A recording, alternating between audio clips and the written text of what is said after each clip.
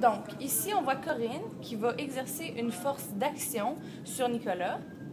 Vas-y, Corinne.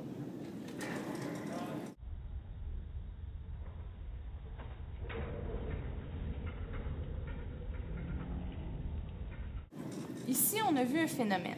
Donc, on a vu qu'il y avait deux forces qui s'étaient créées parce que les forces sont toujours en paire.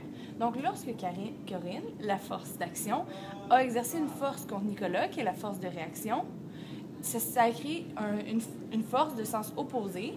Donc, on a vu que Corinne, lorsqu'elle a émis sa force sur Nicolas, elle aussi a reculé parce que Nicolas aussi a créé une force qui était de sens opposé. Pour contextualiser ce qu'on vient de vous expliquer, donc si on prend ça dans un contexte de sport, admettons, Sophie c'est le gardien de but au hockey, puis Daphné c'est juste un joueur qui est devant elle puis qui la bloque. Les deux sont sur des patins sur la glace, ça glisse. Sophie, elle va pousser Daphné pour que Daphné s'enlève.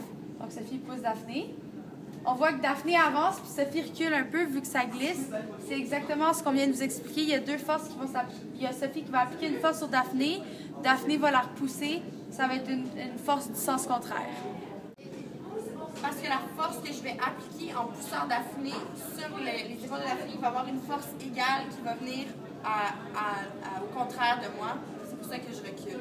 Au contraire, donc en sens opposé.